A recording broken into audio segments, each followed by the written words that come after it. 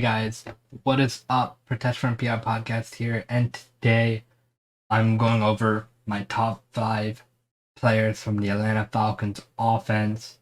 And let me know if you guys have some other offensive players in mind that I didn't list here. Just let me know in the comment section. Let me know, all the Falcons fans, definitely hit that like button. We're gonna do a lot more Falcons news, Falcons content, especially with the season coming up.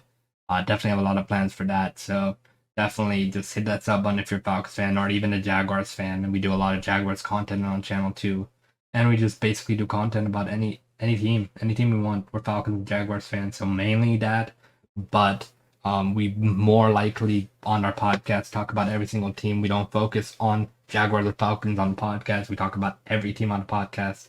We just do certain videos based on Jaguars and Falcons because we're Jaguars and Falcons fans.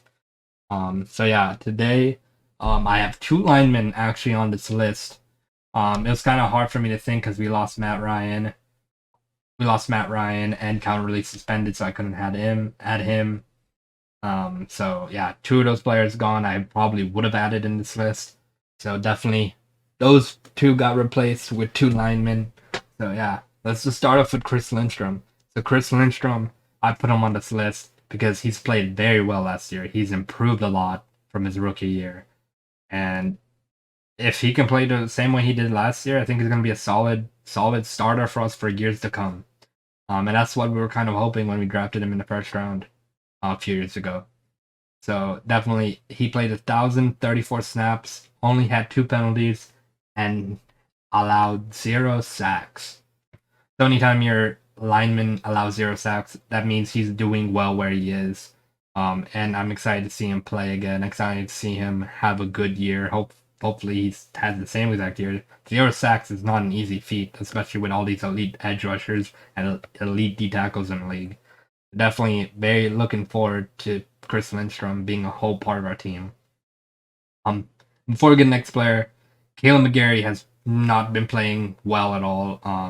Expect him not to be the starter this year. Expect Jermaine Fetty to take over his role if he doesn't do well in practice.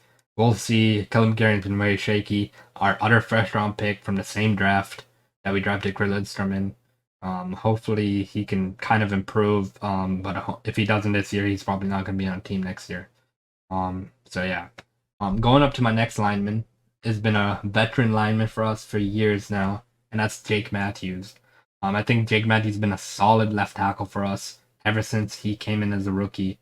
So he's not the best left tackle in the league, but he's solid enough as a starter at left tackle that he's not going to make too many mistakes, and he's a veteran, so he knows how to block certain edge rushers and things like that. And that's why I had to put him on the list, because he's been solid at left tackle for us. We haven't had to mess with that position at all for the last 4 or 5 years.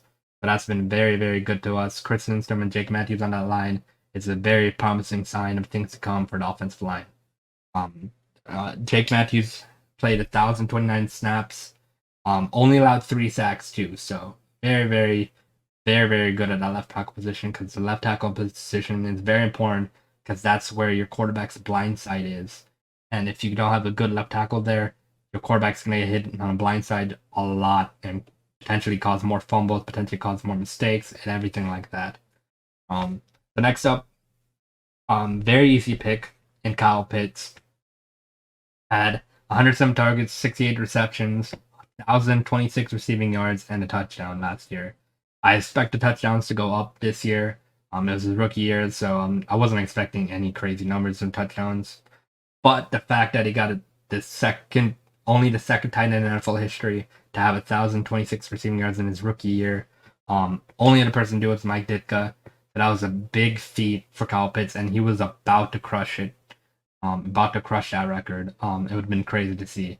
But Kyle Pitts, he's going to be a monster at the tight end position next year and provide an awesome weapon for Marcus Mariota. And he's just going to continue to improve. He was legendary. He was, wouldn't say legendary yet, but can be. But he's a generational type player, and that's why we got him. Yeah, I've seen some people say, oh, we should have got Michael Parsons instead. He was a dominant pass rusher. Oh, we could have got something else instead of Kyle Pitts. No, Kyle Pitts was the perfect decision there, and I don't regret the decision at all. I wish I would make that decision 100 times over. I don't care who's behind him. I wouldn't even take Justin Fields over him. I don't really care because Kyle Pitts is a generational tight end that you're not going to see for a while in the NFL. So once in a lifetime player, and we had to go grab him. Next up on our list is Cordell Patterson. Had a kind of a breakout season with Arthur Smith. Arthur Smith knew how to use Cordell at so many different positions. He played running back, he was receiving back as well, and he went into the slot sometimes. He went out to the wide position as well. He lined up wherever Arthur Smith wanted him, basically, and kind of gave him that wide back position term that Deebo Samuel is. Deebo Samuel's a wide back, a new term that these halfbacks are using for them, or slash wide receiver slash halfback, because Deebo Samuel is a wide receiver, listed as a wide receiver. Cordell Patterson listed as a halfback, but he can play at a wide receiver slot. Deebo Samuel can play at a running back slot, be amazing there too. But yeah, Cordell Patterson had an amazing year last year. 153 carries for 618 rushing yards, 6 rushing touchdowns, and 4 yards a carry. Not too bad at all. On the receiving side, he had 52 receptions for 548 yards and 5 touchdowns. So in total, over 1,000 yards rushing, receiving, and had 11 touchdowns, which I'd say is really good. And the reason his rushing yards isn't that high is because he's also playing wide receiver sometimes. And last year, Mike Davis, he played as well as he could for us. Unfortunately, he didn't have the best season either. So Cordell kind of was our running game too, but you can't expect him to do both. You definitely need an option if Cordell gets tired or needs a break. So definitely hoping Tyler Algier is that answer for us, so Cordell Patterson could be wherever he wants at whatever time and wherever Arthur Smith needs him. And last but not least, I had to put a rookie in here. In Drake London. I think he's going to be a physical beast like Julio Jones. He's going to fight for every single yard that he gets in front of him. Like, if you guys saw our recent video, we reacted to Drake London's college highlights. Every single play, I don't think there's a play ever I've seen him not fight for a yard. Every single play of that highlight video, he was fighting for an extra inch of yardage every time he got the ball. It's insane. It's like, unlike not many receivers I see. Like, a lot of receivers, they fight, but they're not as physical and as strong as Drake London. And he was fighting and breaking tackles and making some amazing plays. He was mossing people. Definitely an overall amazing receiver. Had 1,000 yards last year in college, 7 touchdowns, decent stats. Played very well, and if you guys see his highlights video, you could see why we drafted him where we drafted him. So that is my top 5 Atlanta Falcons offensive players. I was thinking about adding Marcus Mariota, but we haven't seen him play in a while, and we don't know how he's going to be.